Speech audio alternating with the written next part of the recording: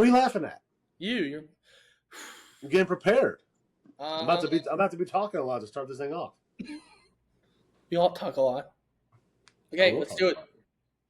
All right. Welcome back to the Rigged Podcast, where everything is rigged, with Garrett, Colin, and Jack. Back for episode 6 after a very good weekend. Pretty incredible weekend for G and I. We'll talk about that here in a little bit, but it was a hell of a weekend for us. Up in South Bend, Chicago. Went to the Cubs game Friday. Went and watched our Aggies win at Notre Dame in South Bend, which was a very emotional, stressful game. We will put the video here of Garrett filming the game-winning play when Marcel throws him a fourth down from the 11-yard line. The video does come to me after that, and I am literally on the verge of tears. As I mentioned in my Instagram post today, I was pretty emotional. Like, it kind of just, I was praying the whole time during that last drive. I mean, our seats were staring at touchdown Jesus, and I was just sitting there praying to touchdown Jesus the whole drive.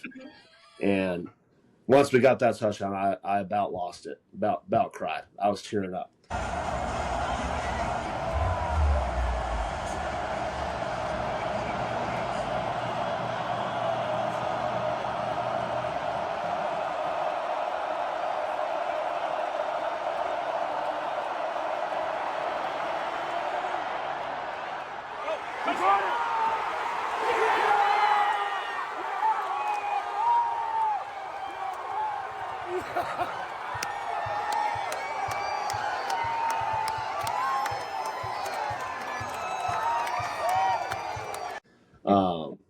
And then had that, and then came home, and mine and G's softball team, we won the championship last night. Finished off our undefeated season, 10-0. So about as good as a weekend can get, other than our Texans losing. That'd have been a cherry on top. But hell of a weekend. We'll get more. What's that? The Cowboys won, though. You should be proud. You should be happy for that. Yeah, I don't care. You're the Texas team. No, but other than that, pretty damn good weekend. Very happy. So we'll get more into that here in a little bit. Table of contents, what we got going on today for this week's episode. Pretty much kind of the same stuff. College football, reactions and previews. That'll be the bulk again. We got some NFL reactions. We got some MLB. We got controversial topics we'll talk about as we go through. And then we got our rigged picks, a little recap from last week. Me and Jack lose again. We'll have another rigged question of the week, and then that'll be it. We got some college football reactions and previews. We got some AP Top 25 reactions. UCLA, Virginia Tech, both fired their coaches. We'll talk about that. We got a new lineal champ this week. Jack went 48-18 in his predictions. He's starting to lose some games. So we're actually starting to have some real games. So he's kind of starting to come back to reality. A&M is on a bye, but we got a big weekend of big games, and we'll go through all those games here once we get to it. But to start off, we got some college football reactions from the past weekend. Jack, take it away. Okay. So first time we had Georgia Tech Clemson in Atlanta, Georgia. Georgia Tech won off a game-winning field goal. Haynes King is a dog. I'm sure A&M fans are really, really sad that he's not their quarterback anymore. Clemson does not look like the team that I picked to go to the Natty, unfortunately. And I think Dabo needs to change his coaching habits now, a.k.a. go to the portal before he gets his butt canned and he gets to move on to a different school. I still got confidence in Clemson. They got to go play the ACC schedule. It's tough to go to Atlanta and beat a very, very feisty Georgia Tech team, though.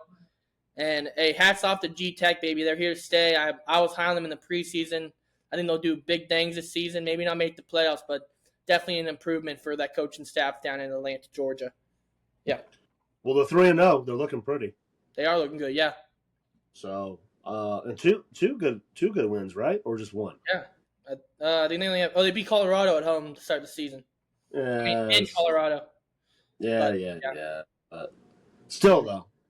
Yeah. That's pretty good. That's pretty good for Georgia Tech. So yeah. Georgia Tech may be sleeper for ACC champ. I know. Speaking of ACC, though, Virginia Tech fired their coach. It's big. UCLA also. Who do you think's the bigger? What's the better job, y'all think? Virginia Tech or UCLA? What's more attractive to a coach? Historically, UCLA, I, and attractively UCLA, mm-hmm. but they're kind of like the travel is shitty. An hour to their stadium from their campus. Well, that and like the Rose Bowl's decrepit. But now they're in the Big Ten, right? Yeah. So like the travel sucks to go to games.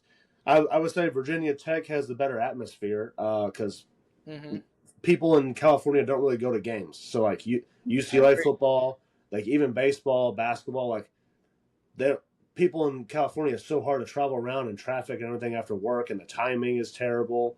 Yeah. Because usually teams are playing when people are still at work. So I think if you want the atmosphere and the student section and the fans and everything, you go to Virginia Tech, being the ACC. You just have a better program there. If I was a coach, I'd go to Virginia Tech over. I go Virginia Tech too. Screw UCLA. LA sucks though. No one wants to go to LA either. Oh well. No. Okay. Yeah. We got next game. G. A&M Notre Dame, baby. Heck of a weekend. Get him. Big win on the road. First, was that top 15 win for Mike Elko on the road. Top 10 win. They're 8. Top 10 win, correct. But roller coaster of a game. Started off absolutely in shambles. Had a block punt in our face. Just kind of sucks the air right out of the stadium, at least for a lot of the Aggie fans out there. But back and forth game, Elko rallied the boys, never quit on them, and we came out of there victorious. It was kind of nuts. We normally don't win those kind of games, knock on wood. But maybe this is going to be a launching point, for the Mike Elko era for Texas A&M as a program going forward. Hopefully, this is life changing. I mean, it's a lot to be excited about. Perfect timing for the bye week, and let's get ready for SEC play. Yeah, it definitely was life changing. Like I said earlier, I mean, I was literally on the verge of just absolutely dumping tears. It was just that all my emotions came out as soon as we got that touchdown because it was just like like you said, G, like we normally lose those games, and like it kind of feels like ever since 2014, 2012, since Johnny, like we always lose these games. So as soon as Notre Dame got that touchdown, it was kind of like we have 2.5 minutes, but like shit, like here we go again. We're gonna get all the way down there, get to the goal line, and it's gonna be one of those where we have a terrible play on 3rd or 4th down and lose it. We get the kickoff return touchdown, called back. It was a holding, which if you go back and look at it, it was gonna be 2 minutes left or like 2:07 left on the clock. Notre Dame would have had plenty of time and timeouts and the 2-minute warning or a 2-minute timeout that they were going to go down and at least kick a field goal to walk it off. Yeah. If not, go just drive down again and get a touchdown. So that holding probably saved us the game. We go down, get that touchdown. If we haven't already played the video, we'll play it again, or we'll play it now. That way, Garrett took a pretty sweet video from our seats of the view of it. And yeah, wow. I mean, just that. Getting that touchdown was just incredible. Like all 4 of us, me, G, and our dads, we all just hugged each other. Like it was pretty sweet, pretty emotional, just awesome. Partying after, like everybody was just standing there, like all the Aggie fans just celebrating, singing the war hymn together. It was pretty sweet. And then we'll have another video to put on after this right now. Little something with this towel that they handed out. They gave us these towels as we went into the stadium. Pretty cool towel, not gonna lie. It's got the A&M versus Notre Dame. Their logo is sweet. I know it's gonna show up backwards on the camera, but it says Notre Dame A&M. But the video that we'll show, you'll see why they gave us these towels. And G will tell you. Right. But you'll see that video there. Pre-game, they gave us these Notre Dame towels. Oh, wait. But what they give it to us for? Because I needed something to wipe my ass It was just a hell of a time. Great freaking weekend. After we got to go see Wrigley Field and the Cubs, which was a bucket list stadium for me. A little underwhelming, I will say. Wrigley Field is very small, very intimate. Wasn't as old and historical as I thought. I was definitely expecting a Fenway feel. But I didn't really get that feel with Wrigley. It was very small, very intimate. Still cool, still badass. They did play the Aggie Warham though. They did play. There was a lot of Aggies. Yeah, I forgot to mention that. Like our flight, Garrett's flight, full of Aggies. Everybody on social media was saying all their flights were full of Aggies. Dang. It was probably like about 1 or 2 people every 10 people were Aggies at the Cubs game at Wrigley. So that's why they played the Warham. A lot of Aggies stood up and swayed for the Warham. It was pretty sweet. And then when we got to Notre Dame, lots of Aggies. Everywhere we went, there was maroon. We had a big tailgate, which Notre Dame, pretty shitty fans outside the stadium. We had our own little section of A&M tailgating, and Notre Dame fans were coming up. We had an old guy at our tailgate get up on the table and kind of get everybody to do the Warham and getting our little yell practice before the game. And Notre Dame fans were a bunch of young students, young kids were coming in like throwing beers and throwing food into our fans, trying to break into people swaying, saying like "F you A&M" and all that kind of stuff, like just rude behavior, like kind of bullshit. Like don't be like that. Fans. That's rude. Yeah. Well, and the funny thing is, like a bunch of those students and kids, like you could tell they weren't going to the game because once you got in the stadium, then all the fans were nice. Like, shout out to Notre Dame, they had good fans inside the stadium. So, like, kind of like a topic that we talked about last week, it was good inside the stadium, but outside the stadium, pretty shitty. Like, it was bad. But got inside, great atmosphere, great game. Wasn't as loud as Kyle Field. Because I think the open stadium for Notre Dame Stadium, all of that sound escapes. Kyle Field is more vertical, so our noise stays in the stadium. But it was very cool, very historical. Rudy, we walked around the campus where he ran. We went to the grotto, all the candles. We can put up that picture. We saw the Golden Dome. We can put up that picture. Like we walked around. We did the whole thing. Saw everything. It was very sweet. Small private campus. Pretty cool though. But yeah, it was fun. Our seats were standing right at Touchdown Jesus. So like we got the full atmosphere for Notre Dame and praying to Touchdown Jesus that last drive. We got that dub. So pretty sweet. Nice. I really think the story of the week coming out of that game should be Marcel Reed. I think that was kind of his coming out party. That's what I was going to get to next. The national media. He's had a history of making these like semi game winning drives against South Carolina last year, against Auburn last year, against USC, and then we get to the end of the road and the defense lets him down. So he doesn't get credit for those. This is the first time that we kind of did it as time was expiring, and I think Notre Dame had like maybe 1 or 2 plays after we scored the touchdown, and the last one was kind of one of those hook and ladder kind of throwaway plays. So we managed the clock better than we have in the past. Marcel Reed handled the spotlight, and I think this is his coming out party. I think he's garnering a little more national attention this week. And hopefully, we'll keep his name, in the headlines. But. Well, but the Heisman standings ratings that Jack's been putting up here hasn't had Marcel Reed in the first 2 weeks. Now, with that dub, he's 4-3. He's on one of them. He's in 4th. The other one he's in 3rd. Yeah.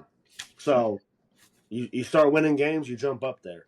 We have 2 receivers for A&M. Craver and the Immaculate Concepcion, baby. What a nickname. Craver, but we gave him a new nickname at Notre Dame Stadium. We got GW Carver, George Washington Carver. Shout out Kenny for that one. That's good. I know, but Garrett's dad Kenny came up with that nickname because he's not the best with names. He's dyslexic, yeah. So he called him Carver. And then said George Washington Carver. So the whole game we were calling him GW Carver or George Washington Carver. But we got him and we got Concepcion, but GW Carver is leading the nation receiving. So if they keep balling out, I mean, it could be Marcel and GW Carver making a trip to New York at the end of the season. And John Mateer, yeah. And John Mateer, I'll give you that. We'll see. But speaking of that, though, Jack, like our prediction for SEC matchup? A&M OU. I saw A&M OU is in the recent predictions for playoff. Ooh, we might be doing a live podcast from Atlanta at the end of the year. That'd be fun. Ooh. Well, it's either going to be Atlanta or if they play against each other in the playoff. I think it was 8 versus 9 at a home stadium. Yeah, that'd be sweet. I think A&M was 8. So Norman with me. Let's go. I think they had A&M at 8 and OU 9. So that means A&M would be hosting OU at Kyle Field, which that'd be pretty lit though. That'd be sweet. So also, I was right. One of these predictions. Look at number 8 at the bottom of the Heisman. Sawyer. I told you he's gonna be making top 10. Isn't the way that's the one that you found though, right? I found the top one. The one you found that one because it's Sawyer Robertson's on it. Okay, well no wonder you found the top one. Who's in first? Oh, John Mateer's first, but who's on third and who's John Mateer's second on that one too though. So whatever. Anyways, I think, Garrett, you already said Notre Dame is the 16 to be 0-2 and still be ranked. Did you mention that? I did not, but that is a crazy stat. Because it's rigged, and they always want Notre Dame to be shut out in the ratings. First team since 1988, I think, the 88 Michigan team. So it's been a while since an 0-2 team has been ranked. Magically, it's Notre Dame. Funny how that works.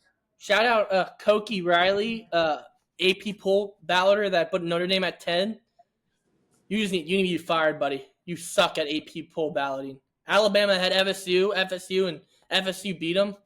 These people need new jobs. Holy crap, they suck at balloting. And what was that lady that you sent? You sent one on Instagram.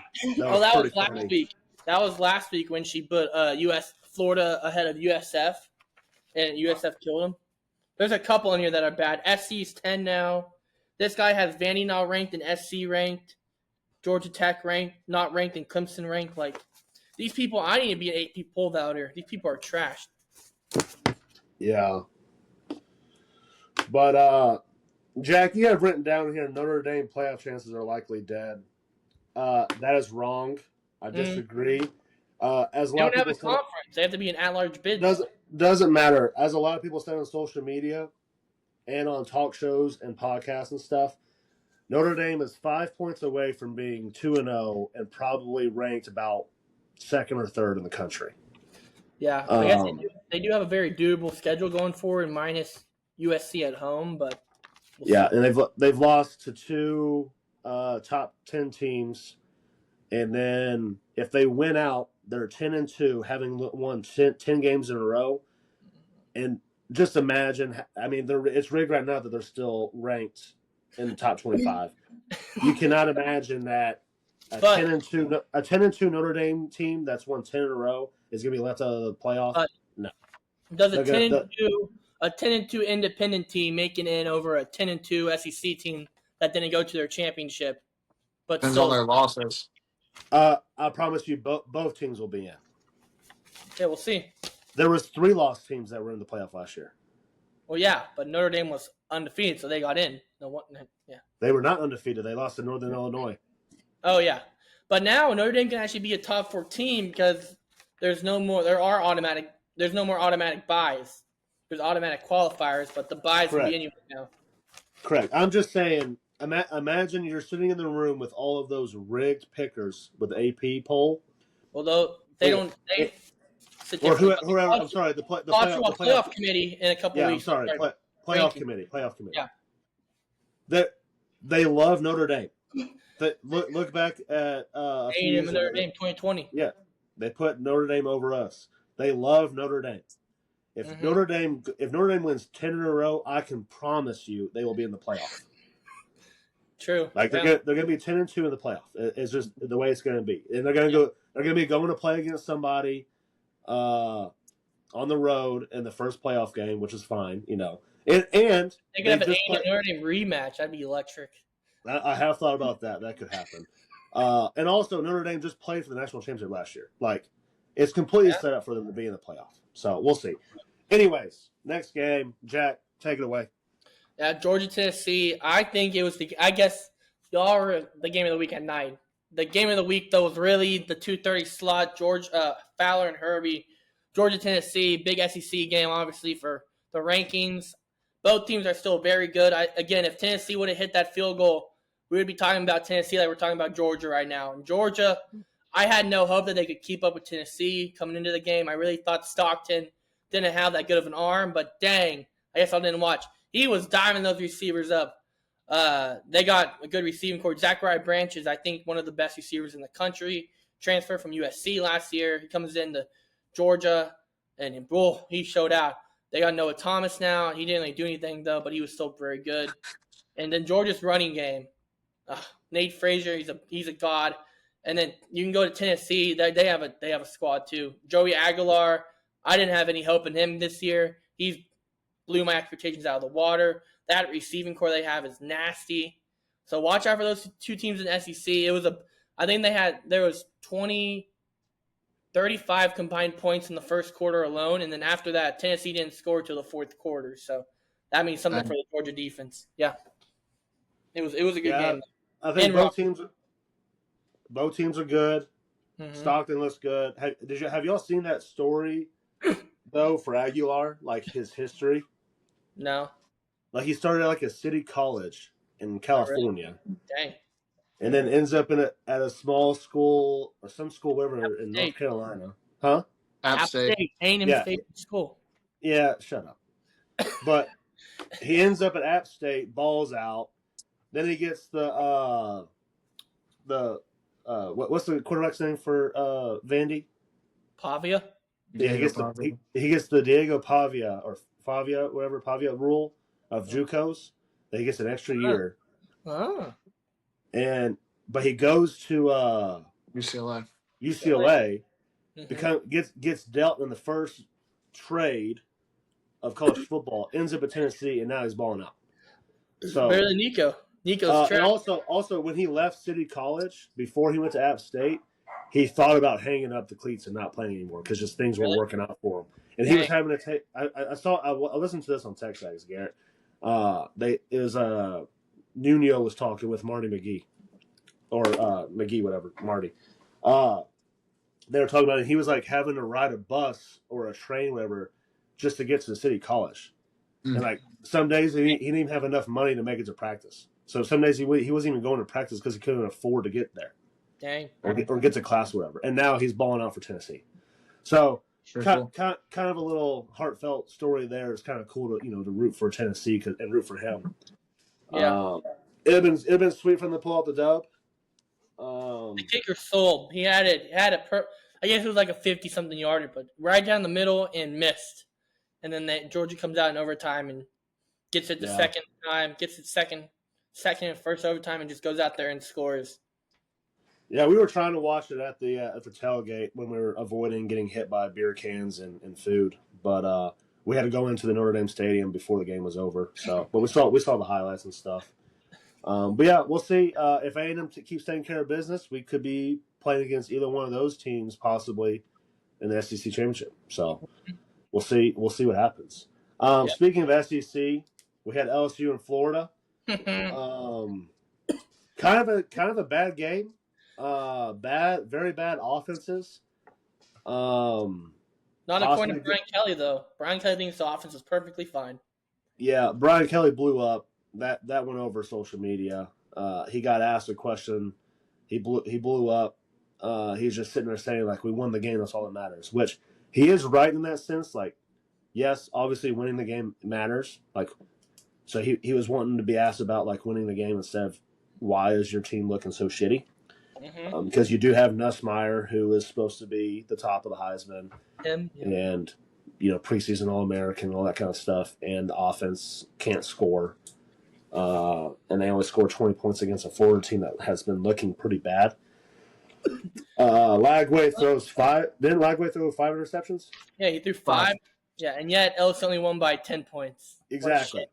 Exactly. Florida or LSU gets the ball 5 times for free. Well, and 6. They interception. had another turnover, but it wasn't Lagway's fault. Yeah. So you have all of those turnovers, and you can only get 20 points at home, right? Was it at home or in the Swamp? It was a night game at home, yeah.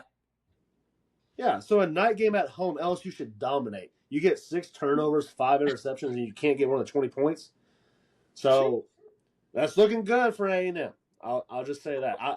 Garrett and I, we had to sweet talk some people close to us into letting us get to Baton Rouge. Kenny and Sherry, y'all gonna have to let us. LSU comes to Norman this year. That'll be at the end of the season. I can't wait for that. Yeah, I but won't be there though. But yeah, I could go. me and Garrett are gonna have to make some promises for us to go to Baton Rouge because we are definitely. Oh my God! Do you think Notre Dame fans are bad? I hear LSU fans are the worst. Yeah, that's the issue. But I think me and Garrett could be good and go to Death Valley and go watch that because that would Real be Death Valley. The real Death Valley. I've never been there. I've been there, but I've never been to a game there. It would definitely be pretty badass to go see A&M win another road game, top 10 matchup. If they're top 10 at the end of the year, you don't know that. It's not the end of the year. It's not the end of the year. It's a few weeks. Oh, it is. Oh, it is a few weeks. When do they play each other? It's not 3. I think it's like October 25th. Nice. Yeah, so we're getting close. We're before Halloween. We are Ole Miss at home that week. Let's go. Yeah, so I would like to make that road trip, especially if both teams are still undefeated. That'd be kind of crazy. So we'll see. Billy Napier, though, for Florida. Florida, I think, has like 4 more games in a row. They're all ranked teams. He might not make it out next week. He might be sitting here talking about another head coaching vacancy. Florida comes to A&M in 3 weeks, Garrett? And they have Texas in 2 weeks at home. 3. I can tell you. Hold on. I have 4 weeks. I think 4 A&M plays Florida October 11th. Yeah. OU Texas weekend. Yeah, and here's Florida's schedule. I got it pulled up right here. Miami. Florida plays at Miami, home against Texas, and then at A&M. They do have a bye though between Miami and Texas, though, so that's so they just lost to LSU. They'll probably lose on the road to Miami. Probably lose at home or may lose at home to Texas. If that happens, Florida may become an A&M without a coach. Like they could be maybe without a quarterback. And maybe without a quarterback because you have Lagway hitting the transfer portal. And then Mississippi State looks good this year too, though. So and then they get Georgia, Kentucky, Ole Miss, Tennessee, and then Florida State. Holy crap! Yeah, so it's gonna be interesting to see what happens to Florida here in the next few weeks. Which is kind of funny how bad Florida looks and how they may be firing a head coach, but yet they still got game day this weekend in Miami. I don't know why they got game day. Yeah, we talked about this last week. I don't agree with why they're going there. Florida's 1-2, and you have Illinois, Indiana, or Texas Tech, Utah.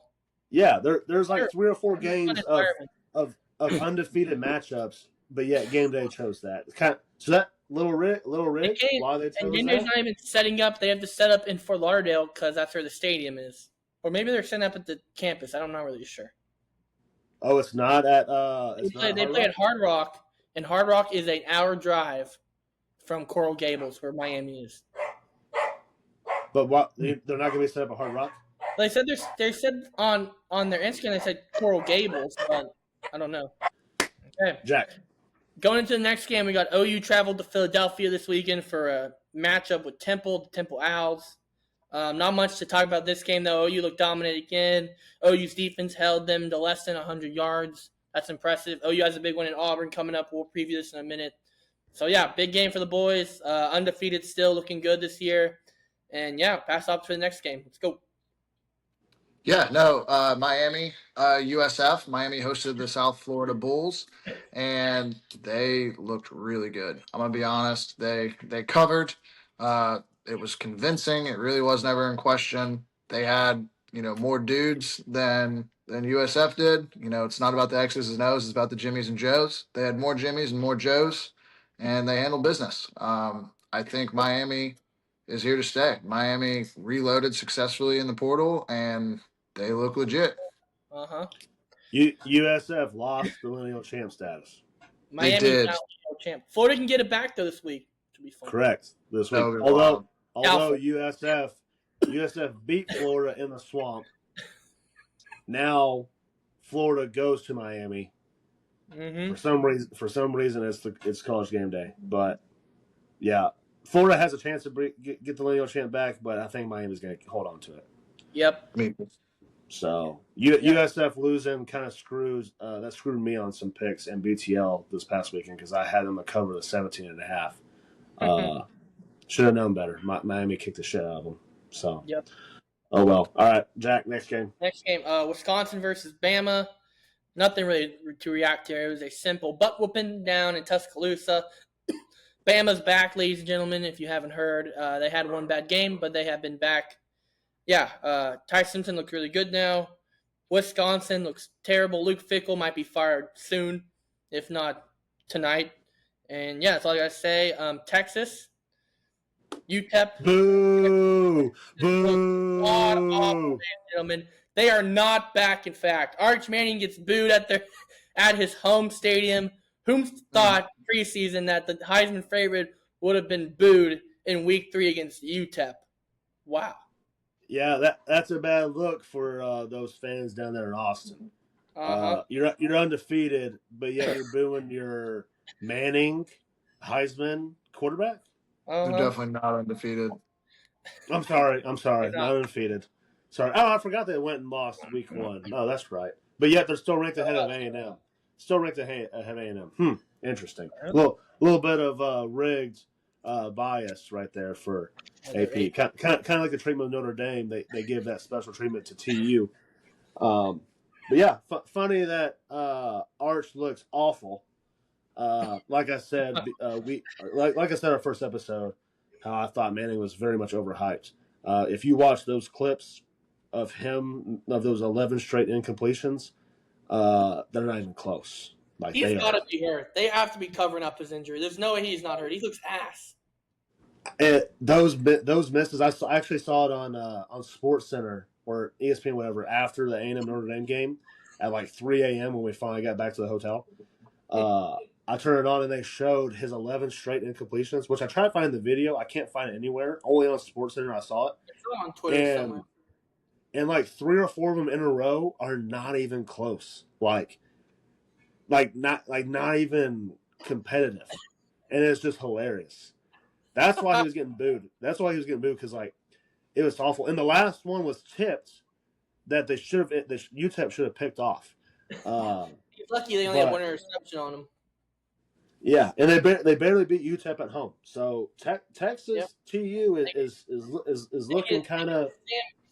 They got Sam Houston this weekend, a powerhouse FCS team. So we'll see what they can do against them. No, but ever since Sam Houston joined an actual D1 or FBS conference, they haven't been good.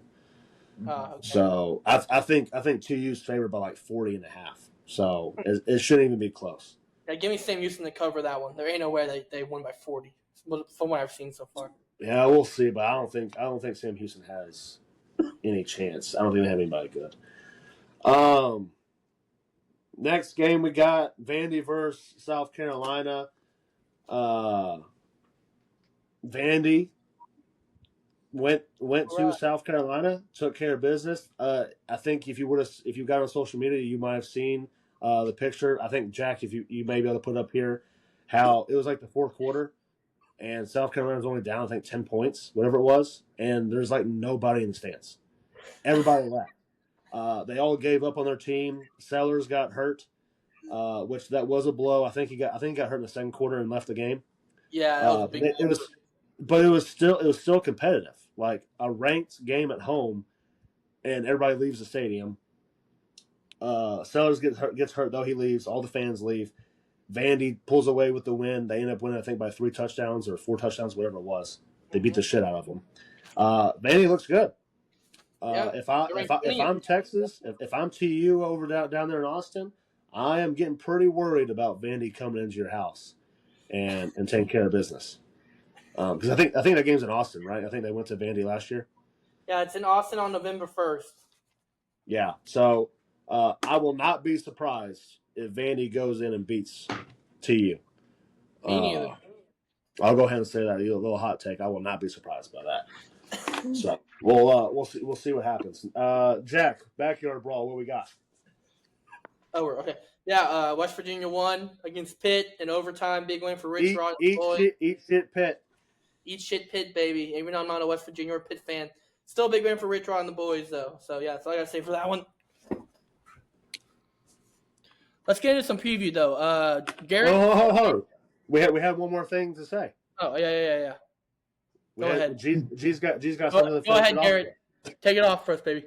Oh, we wanted to shed a little bit of light on some former A&M quarterbacks, some current A&M quarterbacks. I think the three big ones are Marcel Reed, Haynes King, and Connor Wigman. All won. All look like dudes. Kind of upsetting that we only have like one of those three, but realistically, still pretty cool. Come to A&M. Come play quarterback at A&M. Either play for us or we'll send you somewhere else and you'll be fine. Mm-hmm. Yeah. Kyler Murray. Yep. Max Oh, Johnson. you legend now, boys. Come on. Max Johnson was the starting quarterback in North Carolina. He earned that job, but then he got hurt, broke his leg or tore his leg, whatever. Again? Yep. We even have a starting tight end for Vandy.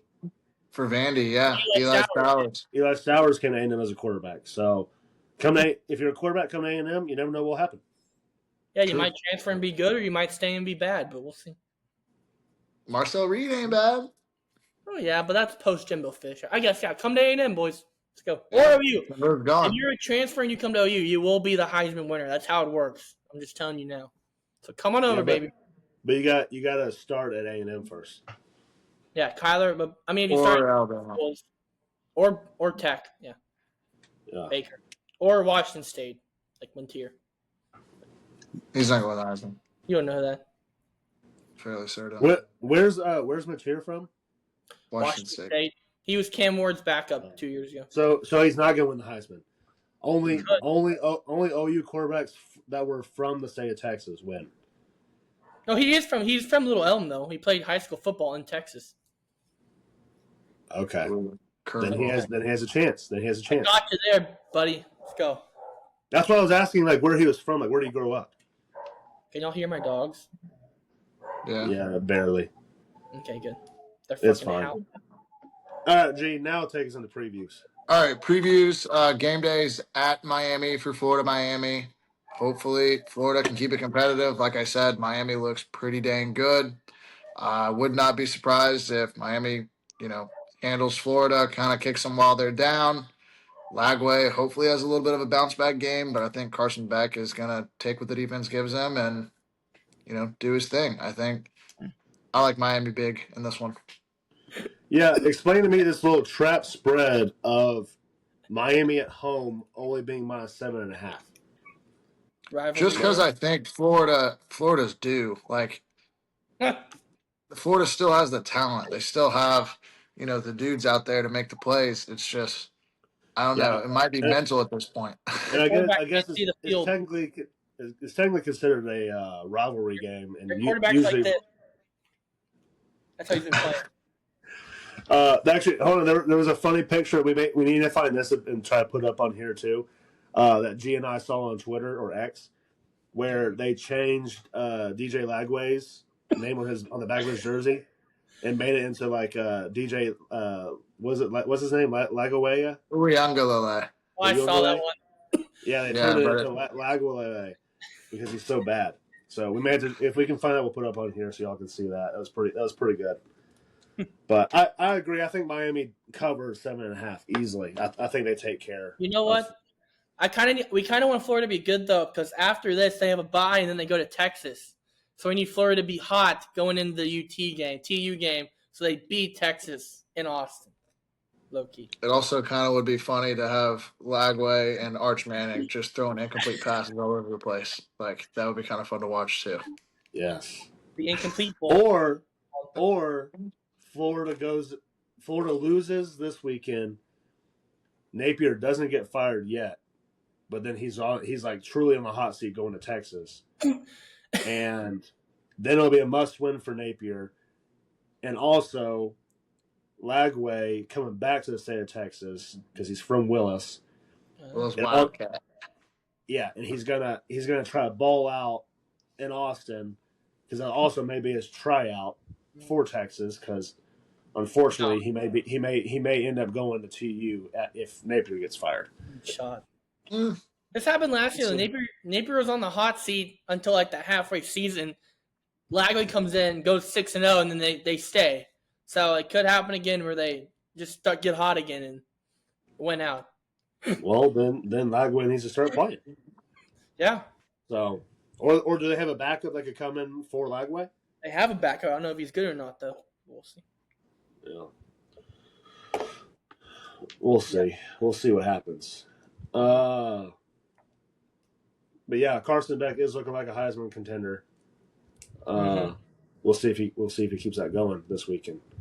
But yeah, I think Miami takes this. All right, next game. Yeah, Auburn OU. J8 returns to Oklahoma. I'll keep this short though. OU needs to keep Arnold in the pocket. Don't let him throw. OU fans saw it happen last year when he tried to throw the ball. It wasn't pretty. We know him well. He knows our defense well. I think OU will cover. I think it will be a good game for a little bit, and then OU pulls away at the end. Our defense just looked mighty this year. We're averaging like 6 points scored against us through 3 games because Michigan scored 13. But Arnold, I have no confidence in him ever since he was here. He can run, though. But, yeah, expect OU to be good. OU is without, though, their best edge player to start the game. He got horrible targeting call and Dennis Temple, so he was out the first half, but he'll be back the second half. But, yeah, this is a big game, too, because A&M plays Auburn next week at home as well. They can scout them for this week, see what they did bad, and then do it against them next week and hopefully win as well. So, big game for the Sooners. Another week for Mateer to win the Heisman ballot. Let's go. Yeah, OU's my 6.5.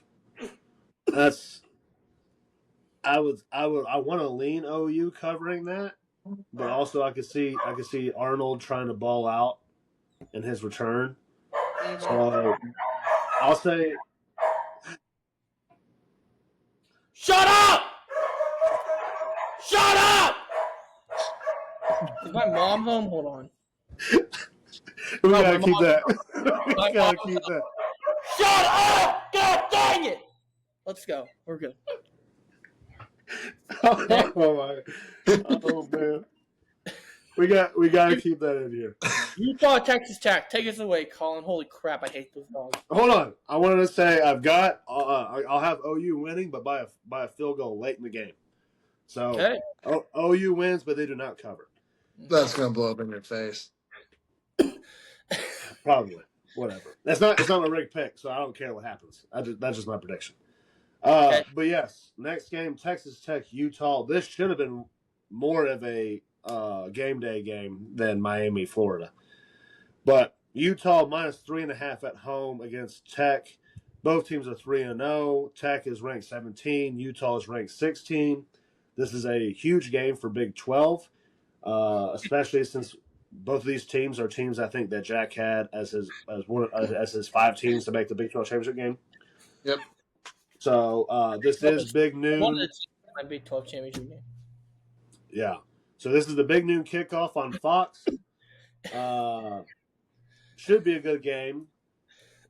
Tech hasn't played anybody, but we'll see. Utah usually has a good atmosphere at home, even though it's an 11 a.m. game. The mighty Utah student section always shows out for that game. Oh, big games. Yeah, so we'll see what happens. I'll probably give the edge to Utah at home. I don't know if they'll cover 3.5. Kind of same thing here. It's probably going to be a late decision in the game, but I think Utah probably wins by 1-3, depending on how the game goes. Win by a field goal. Yep. But yeah, we'll see. Should be a good game. I think that game will definitely be more interesting than Miami, Florida. Yeah, I agree. So game day messed up going to that one. And then speaking of good games, this next one that Jack's about to go over. Indiana, Illinois. Illinois is at home. Both teams are ranked actually. So it'll be a top 19 showdown.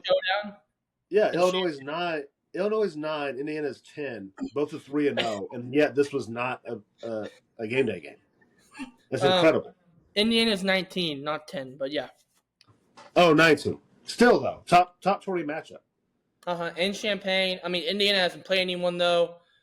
Kurt Sinetti came out and said they're going to schedule the SEC type and just do no-namers, which, I mean, this happened last year, and then they were horrible when they played Ohio State. So we'll see what happens.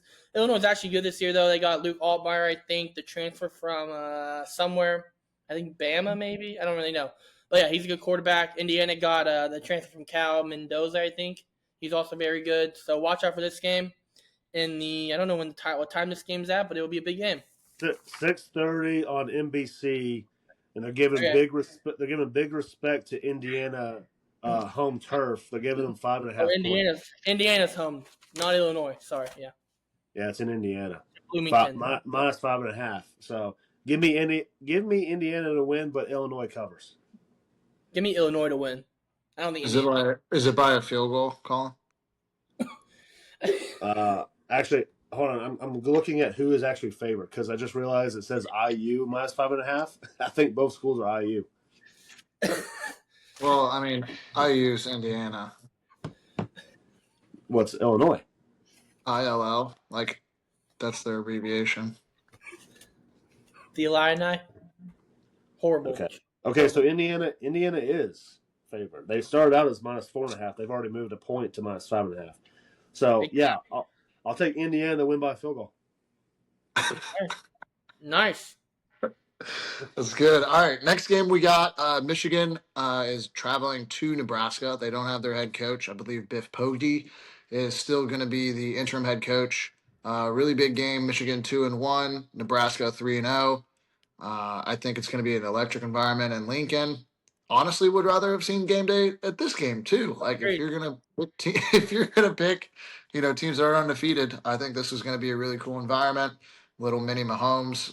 This is kind of his his time to shine. Underwood, good.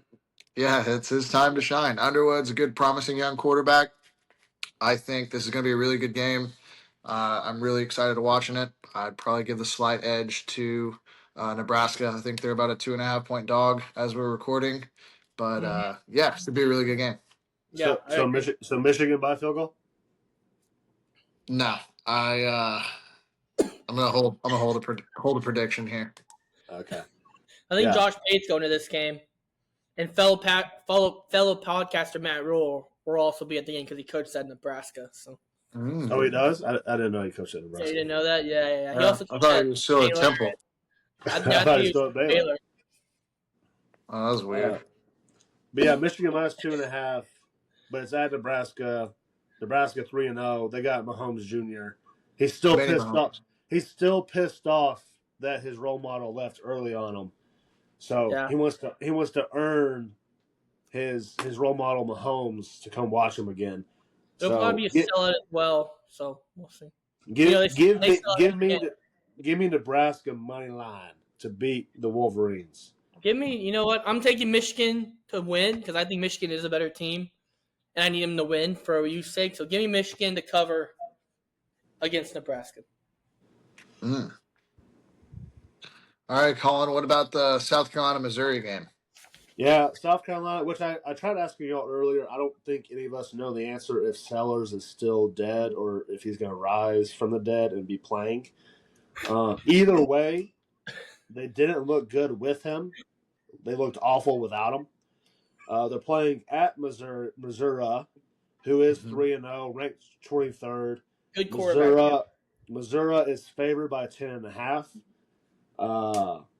If Sellers is back, yes, it'll be a better game, and they'll have a chance. But I still think Missouri at home. I think this is kind of like a little bit of a rivalry game.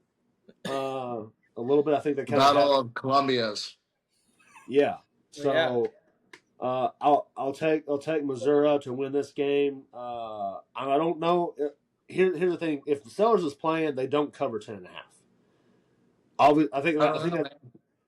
think that's why it's at 10.5. Because if they finally say Sellers is going to play, they're going to drop that spread down to probably like 6.5. Oh no, I So want to give Ahmad Hardy his flowers, the running back for Missouri. I think he could be a Heisman sleeper out there. He looks really good. Had a couple really good runs last week. Bo Perbula looks good. I think Missouri's kind of a scary team to play. Yeah, I agree with you. And at home. yeah, I mean, not that intimidating of a stadium, but still, any SEC road game is hard. True. yeah. Yeah. Next game, Jack. Yeah, battle for Texas, SMU, TCU. SMU has a loss. TCU, I think they're undefeated still. Yeah, big game in Fort Worth. It's in Fort Worth. It's not. I'm not getting it wrong this time. I'm pretty sure it's in Fort Worth. Yeah, TCU got I'm to win. pulling it up. SMU's got to win for their sake. I don't want you to get a bunch of comments saying that you were wrong. Yes, it is in Fort Worth. Well, yeah, it's in Fort Worth. SMU at TCU. Basically, a home game for both teams. If you want to say that, yeah, big game though. I'm excited to watch. Should be a high scoring game. Both teams can score some points. So yeah. Yeah, the over/under is 64.5. Give me the over. TCU minus 6.5. That seems like a little bit too many points. So I'll take SMU to cover, and I'll even take SMU to win this. I think they're pissed off from losing to Baylor. They win by a field goal. I think SMU wins by a field goal. So I think they stun TCU and get back in the conversation to possibly get back to being ranked to go into ACC play, because I think they're going to want to battle Miami and Florida State for the ACC And Clemson and Georgia Tech. Yeah, Georgia Tech. Yes, I don't think Clemson though. Clemson's 0-2. TCU's only 2-0. Okay. Or I'm sorry, Clemson's 1-2. Yeah. So Trash. we'll see. Speaking of Texas schools, we got Baylor against Arizona State. It's in Waco. Baylor's at home. They're favored by 2.5. That over/under is 60.5. So lots of points here. Another big Big 12 game. Baylor needs to win this, especially at home. They already lost at home to Auburn, so they do not want to lose again at home to Arizona State. That would be too bad. Home losses. So Arizona I State think lost to Mississippi State too. You cannot let them beat y'all. Yeah. So Baylor at home, another night game. They got at 6:30 on Fox. So a big channel there. I think they take care of business. I think my Baylor Bears win this game to get off to a hot start in Big 12 play. By a field goal? No, Baylor's favored by a field goal, 2.5 here, and give me Baylor to win by 2 field goals. 3 field goals. Actually, no. Maybe 3. I'll take 3 field goals. I like Baylor alt spread minus 8.5. Give me 3 field goals for the Bears. 9 points against Arizona State. Oh, scary. All right. Let's see. I think G, you hit on a lot of these stats earlier, right? About A&M. Yeah, I think we move over to NFL. Yeah, NFL. We're just gonna do quick hitters here. Cowboys finally win. Defense still looks like trash. Eagles screwed me on my rig pick. We'll talk more about this later. But the Eagles took care of the Chiefs. 3 in a row over the Chiefs. Yeah, I'm pretty happy with that. I'll take the rigged pick loss on that. Anytime you can see the Chiefs lose, Mahomes lose. I like the Chiefs. Boo. I don't like the Eagles though. No. Because you're a fake cow horsey fan. Yeah, because we suck. Baker Mayfield takes care of the Texans. Yeah, Baker. Unfortunately. So Texans are 0-2. I'll talk more about them later. Geno Smith not looking too hot. Packers are very, very good. They're looking very good. Joe Burrow gets turf toe, gonna have surgery, is gonna be out for 3 months. That's a big blow to the Bengals. And fantasy owners out there. Yeah. And fantasy owners. Lions take care of the Bears. Throttled the Bears. Not even close. Jared Goff blows up. Has a lot of points on fantasy. Helped me out. They take care of business. Steelers blow it. Seahawks win. McCarthy looks like shit and got hurt. Vikings do not look very good. McCarthy needs to get his shit together. Falcons look good, and Chargers looked pretty good last night. Yep. So I just kind of did quick hitters through there. Y'all have anything else you want to talk about for NFL? Y'all go ahead. I think we're good. Good. Move on to some MLB. We need our Texans to get their shit together because Texans ain't looking too hot. So their defense looks good. Special teams looks good. It's just the offense. I mean, 2 touchdowns in 2 weeks. What are we doing? Like that ain't gonna cut it. Not good. And they've got the players. I know they have some injuries with some receivers, but they've got the guys. And Mixon. Yeah, Mixon may not play ever again. So. Oof. They'll have Chubb though. We'll see.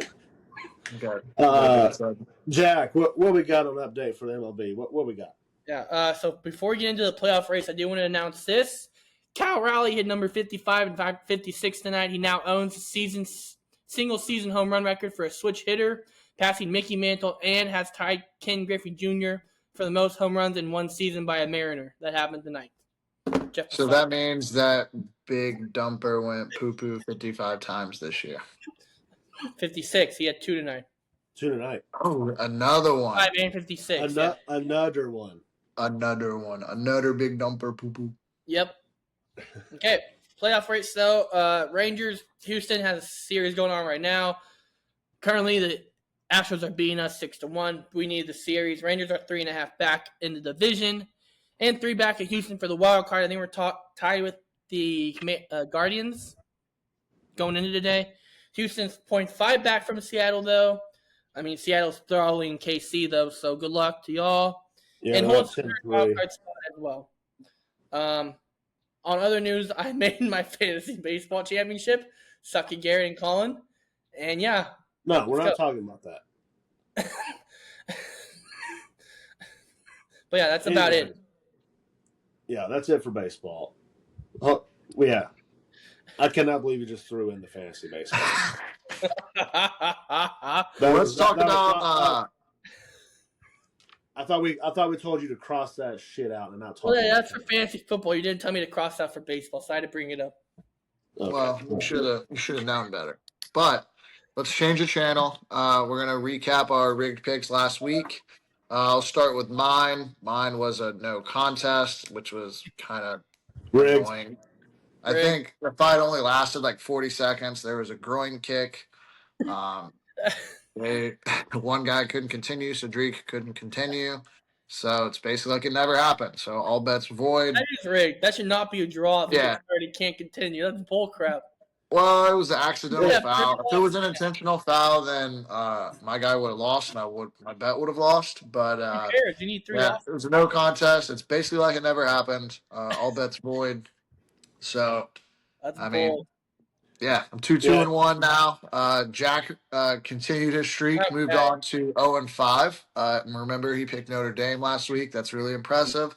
It's just as impressive to go 0-5 as it is to go 5-0. I blame the former quarterback / holder of Notre Dame that fumbled the snap and lost in the game. Now I'm proud. I'm happy the Aggies have won. But what if we would have gone down there and gone for 2? I don't think you can put it all on the snapper, or the holder. You know that holder. We could have gone for 2. Hold on. I think that the holder was the previous quarterback in Notre Dame. He transferred then to Alabama, went back to Notre Dame to play lacrosse, and is now holding for the Fighting Irish. And he's just trying to fit in. He's just trying to find his niche, Jack. Yeah. That's what he gets for going to play lacrosse. I didn't know about that. Yeah, it's a fake sport. Yeah, so I'm 0-5 now. Blah blah blah blah. Also, hold on. Going back to Garrett's, if we could put up the video of that kick, especially slow mo. The reason why they basically determined it a no contest is you can see it hits the side of the leg before it gets to the groin. Yeah, so it wasn't a clean. It really wasn't a clean kick, and you could tell he was fine. He could have kept fighting. If he was really that hurt and couldn't stand up, they should have taken him out on a wheelchair. I mean, he walked out of the octagon. Yeah, it's So, which is bullshit. You lay on the ground bitching and moaning and crying, and then they determine it no contest, and then you stand right up and you walk out of there. Like he That's should have so been in trouble. soft. I He would have should have got been up in and trouble kept for that. fighting. I would have got up and kept fighting. I would have won that. That's a shame. yeah. Yeah, so that was bullshit to watch. But back to it. Also, we got to give Colin his credit. He missed his pick as well. So Yeah. he had the Chiefs over the Eagles, and that didn't happen. So Colin falls to 1-4. Again, if you're not fading our rigged picks, you're missing out on Especially money. mine. Yeah. Except this week, mine actually hit. So watch out, boys. Well, you're due. I mean, Jack, I think you've said that exact sentence the last 3 weeks. Yeah, Mhm. I have. That's And, correct. All right. Well, without further ado, let's get into it. Who wants to go first? Who's got their rigged pick ready and locked and loaded? Jack, you listed first I'll on the start. sheet, so you go ahead.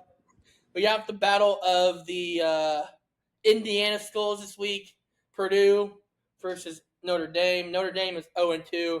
They are also due for a win. So I'm taking Notre Dame. They should beat Purdue pretty steadily. Purdue has been booty cheeks for like the last 5 years. Notre Dame is a powerhouse, blue blood in college football. If they don't win this game, I am actually a really bad picker. Maybe I'm just a jinx. We don't know. But I'm picking Notre Dame to win. It's going to be rigged for them to win because they No, the you're media taking buy-in. spread. You're not taking them to Oh win. yeah, You're taking them spread. They're favored by 25 and a half. Notre Dame spread 20-something and a half. It 25 should and a half. rigged. Should That's be rigged. so many field goals. That's like 9 field goals. Yeah, it should Yeah. be rigged for them to run the score up on this horrible team. So give me Notre Dame. I'm going to get flamed for picking this game. Blah, blah, blah. Do not care. Give me a win, baby. Let's go. No. Again, you're taking the spread. No, I said give me a win for my rigged pick record. I know. Oh, okay. Yeah. 1-5 incoming. Which are we? All Are right. we gonna do? Are we gonna go 25 and a half right now, or are we gonna go to whatever the spread closes at? Well, it's probably going to close larger than 25 and a half, so give me 25. I don't know. It might shrink up. I don't know. We'll go. know. We'll go with Purdue- whatever the closing spread is on ESPN. But I think Purdue is actually. They're undefeated so far. They just. No, never mind. And they beat him. They lost to USC. Never mind. But yeah. Anyways, give me Notre Dame. Next. Notre Dame spread. All right, I'll go next.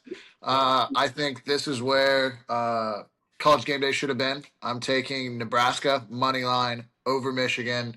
I think it's rigged that Michigan doesn't have their head coach. We want it to be punitive. They won last week against Central Michigan. I think it's going to come back to bite them. We shouldn't be rewarding these cheaters. And let's go Nebraska money line. That should be an electric environment. I like it. Okay. That's what I picked earlier when we talked about this. I said Nebraska money line. So love that pick. I can agree with that. I may actually be betting that. So I like it. Nice. Oh yeah. I think they're going to be plus money, so it's a little bit of juice right there to bet on. So that'll be nice. That'll be nice to bet on this weekend when we're duff hunting out in Coleman. Yes, sir. So that'll be fun. Next, mine to redeem myself for losing the last couple weeks, being 1-4, which I'm not too upset about losing my rig pick last week with the Chiefs because I love when the Chiefs lose. So they did not cover the 1.5. They didn't even win the game. They lost to the Eagles by 3. Love that for the Chiefs and Mahomes. Love watching him lose. So I'm not too pissed off about losing the pick. But to get back in the win column, to get myself 2-4 this week, I'm going to take our Texans. They are 0-2, kind of like Notre Dame. They need a win. Owen. Yep, they need to get a win back in the win column, especially over the Jags, who Texans and Jags are in the same division. They need that to be competitive. So I think the NFL is going to rig the Texans to win to make both teams 1-2. To kind of keep them even for the season, because when you have in division right like teams, you need them to kind of be around the same record. So that's the reason why. That's why I think it's kind of rigged for the Texans to win. The Jags are favored by 1.5. I'll be taking the Texans money line for some plus value. So yeah, go ahead, give me the Texans money line to win this game. And get me back in the win column and get me to 2-4. Nico's about to get locked down by Travis Hunter. Buckled up, baby. No. Who's gonna get locked down? Nico Collins by Travis Hunter. Buckle up. Let's go. No, I don't think that happened. No shot. You don't know. All righty, Jack. Our last segment of the video, we have our rigged question of the week. Does the SEC stink this year? Coming from my boy Tyler, who gave us the question last week. Who wants to start us off? I'll take it. yeah, go I ahead. don't think the SEC stinks. I think it's clear that there is not a head and shoulders, best team in college football, much less in the SEC. I think there's a lot of parity. I think Ohio State is the best team that we've seen so far. Now, does that mean that because the best team's from the Big Ten that the SEC stinks? No. I think top to bottom, the SEC is a way better conference than the Big Ten. I mean, Big Ten, bottom of the barrel, they got UCLA. Who else? I mean, Northwestern. I mean, they stink. Purdue. Same thing, Big 12. Top to bottom, Colorado. Have they even won a game yet? Baylor stinks. No. You look at the worst team last year in the SEC, Mississippi State, and they win and beat the Big 12 champ, Arizona State. I mean, I don't think the SEC stinks. So, Colin, what do you think? Well, I just counted the AP top 25 poll. 11. SEC still has 11 teams in the top 25. Yep. Should be more. But so 11 of the 16. Yep. No, 11 of the top 25. Oh yeah. But there's 16 teams in the SEC. Right. So it's kind of hard to sit there and say the SEC stinks when, almost half of the top 25 teams in the country are from the SEC. The SEC also has 8 teams in the top 15. Yeah. So that right there, SEC does not stink. So whatever buddy of yours or whoever you added multiple texts saying does the SEC suck this year, that's a really bad take because you can't sit there and say the SEC sucks because I guarantee you half of the playoff teams this year again will be SEC teams. Mm-hmm. That guy gave me the questions in Arkansas fans, so of course he has to feel. Figures. Poor guy. I know, poor guy. They have a big game coming up against Notre Dame soon, though, so hopefully they can pull that one off. What do you think, Jack? Do you think the SEC? I think the SEC is better than last year. There's definitely more parity this year because bottom teams are winning more. I think it's one of the best conferences in football all around every year. People that say they don't like the SEC, well, they're just jealous because they're in the Big 12 or the ACC. Anyways, SEC is way better. I don't think they stink this year. I think they will win the national championship. I know I picked Penn State. I'm going to switch my pick. Give me OU to win the Natty this year. But, yeah. SEC's here to stay, baby. You like it or not. We here. We coming. Yeah. Ooh, there was one more question that I wrote in. Colin, what is rigged?